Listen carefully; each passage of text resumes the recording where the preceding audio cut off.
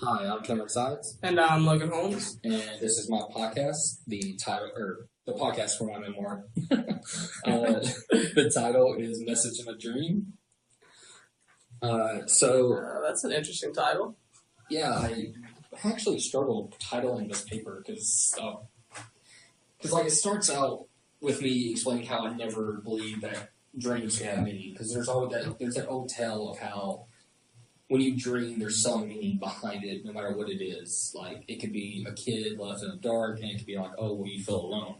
Oh yeah, that's it's like a psychology theory. Yeah, and that stuff, goes back towards, Native Americans. Like, they believe. See, I never really believed in that because I'm like, okay, well, it's just a dream. It's, memories projected in a different way in our head, possibly.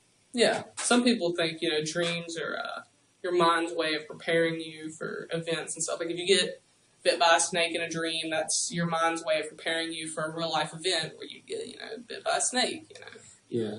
And it was weird for me, to say the least, because I never once, and this dream in particular really had me thinking that it did scare me a little bit, not gonna lie, because I've never dreamed anything like this, but it was something.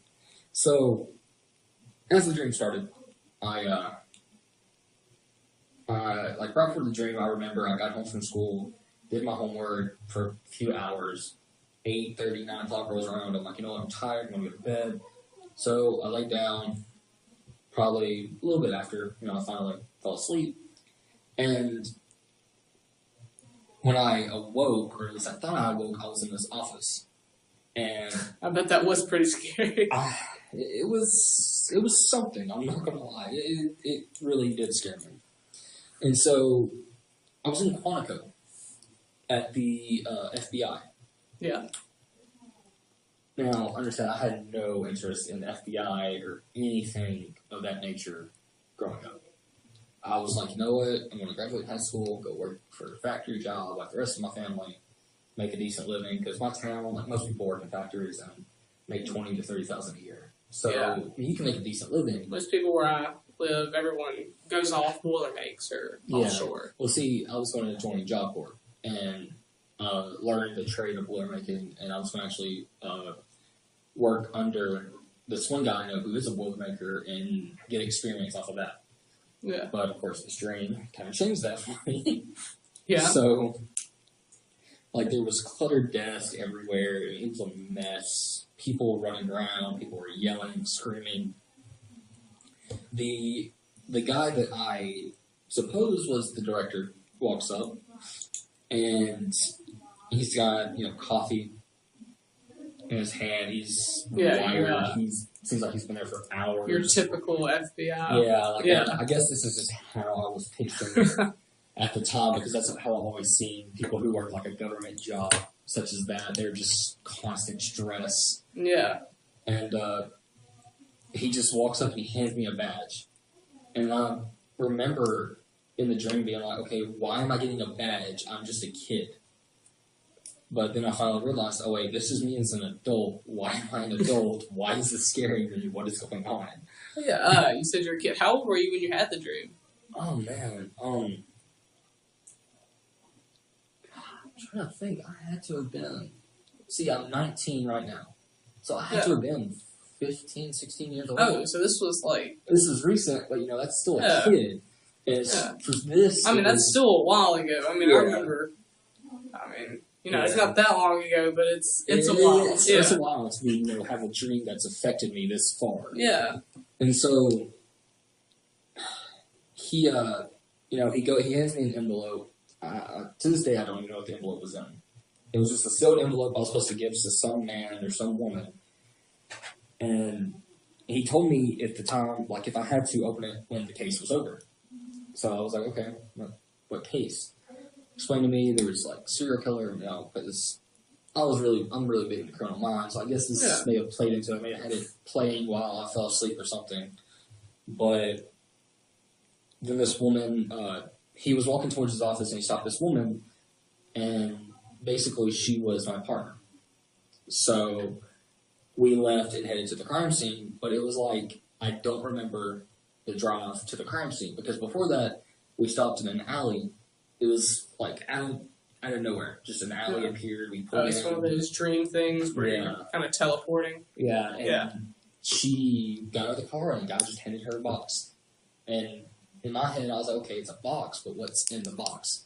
She was like, it was a tip on a suspect, and I'm like, okay, well, I mean, I know I'm, kind of young, but in my head, I'm sitting there thinking like, okay, well, that's a box. Not a tip, that's a box. Yeah. Unless it's filled with photos, I'm a little curious, but, of course, I'll let it go, because I'm still trying to figure this because I'm trying to figure this thing out, because, like, I know what's going on, and I see what's going on, but in my head, I'm like, okay, well, what exactly is, happening? So, we left there, and it was like a flash of light. Just like a flash for the crime scene.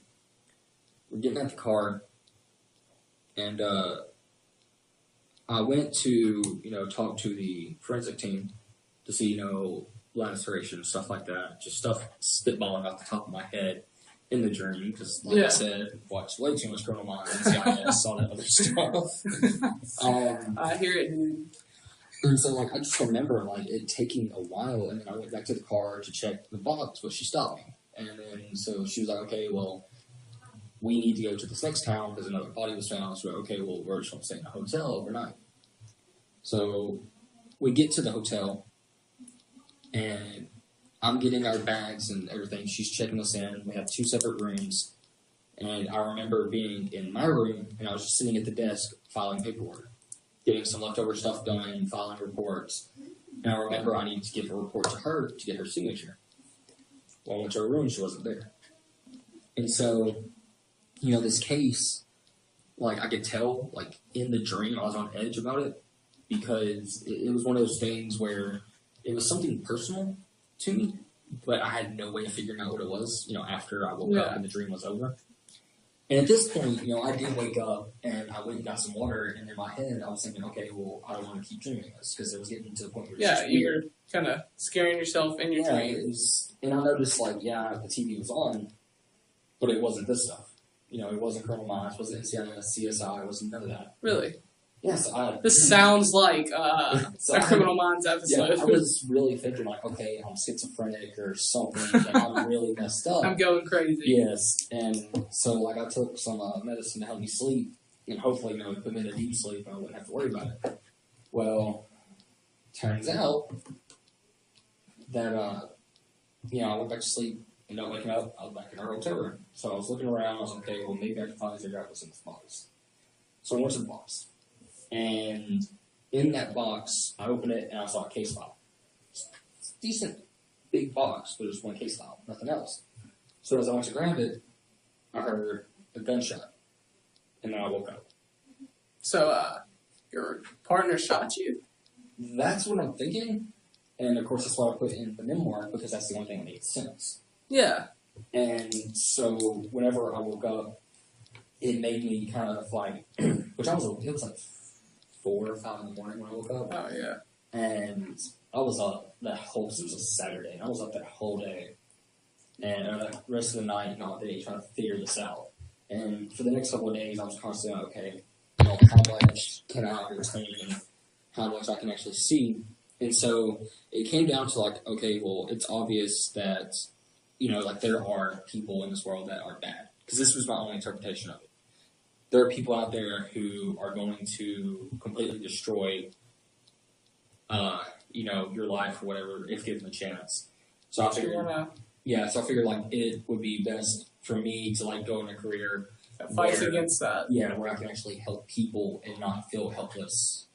Because, in the dream, I felt completely helpless because I didn't know what was going on. It's one of those things where you felt it once, you don't want to feel it again. Yeah, and, so, then it was just one of those things where I was like, okay, well, I've come to college, criminal justice degree, going to go, hopefully, be in the FBI academy after college.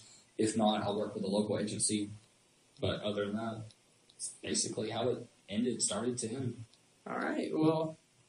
It's pretty cool, but it sounds like that's about all we have time for. All right. All right.